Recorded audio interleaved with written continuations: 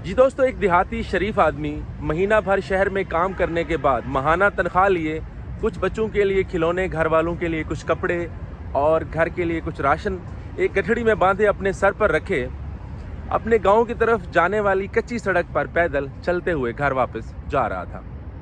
अचानक उसकी नज़र सड़क से कुछ फासले पर 2-3 एकड़ दूर कुछ दो आदमियों को लड़ते हुए देखा। वो दो आदमी आपस में लड़ रहे थे, लेकिन आवाज़ उस देहाती तक नहीं पहुंच रही थी। लड़ वो इस तरह से रहे थे कि एक दूसरे के साथ गुत्थम गुत्था थे, थप्पड़ और मुक्के भी चल रहे थे। देहाती आदमी जो काफ़ी शरीफ था, उसे ये मंजर ना देखा गया। वो सड़क से नीचे उतरा और उन दोनों की तरफ चल पड़ा। जब करीब जाकर वहाँ पहुँचा तो उसे उसकी आवाज़ भी सुनाई दी। उसने अपनी गठड़ी सर से उतारी और उन दोनों को छुड़वाते हुए बोला कि अरे भाई, आप आपस में क्यों लड़ रहे हैं। वो दोनों आदमी आपस में इस तरह लड़ रहे थे कि एक आदमी पहले को चोर कह रहा था और दूसरा पहले को डाकू कह रहा था। देहाती आदमी ने उन दोनों को छुड़वाया और उनसे लड़ने की वजह पूछी तो पहला शख्स बोला कि हम दोनों असल में चोर और डाकू हैं और हमारा काम ये है कि हम इस सड़क पर जाने वाले देहातियों को इस वीराने में लाकर लूटते हैं। अब हमारी लड़ाई इस बात पे हो रही थी कि ये कह रहा था कि ये जो शख्स आ रहा है, इसकी गठड़ी मैंने लेनी है और इसके अंदर जो सामान है वो भी मैंने लेना है। और जबकि मैं इसको कह रहा हूँ कि आप इस देहाती के जो है ना धोती और कपड़े उतार लो और इसके अंदर जो भी सामान होगा वो तुम्हारा होगा, और इस बात की हमारी लड़ाई हो रही है।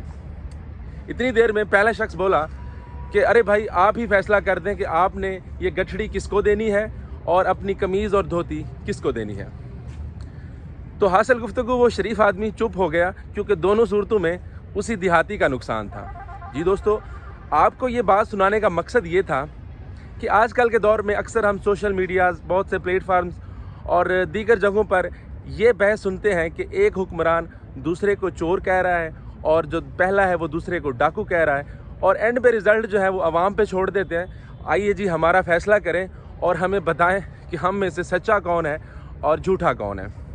और ये सिर्फ आवाम की बात नहीं है, बल्कि कुछ हमारे आज के जो यंगस्टर हैं वो भी इसी काम में लगे होते हैं कि फेवरेटिज़म के चक्कर में एक दूसरे को गाली गलौज भी दे रहे होते हैं। जी दोस्तों, आपसे गुजारिश ये थी कि आप इंतहाई शरीफ लोग हैं, अपने बच्चों के लिए हलाल रिज़्क कमाएं और अपने घर की तरफ जाने वाली सड़क पर सीधे ट्रैक पे अपने घर वापस जाएं।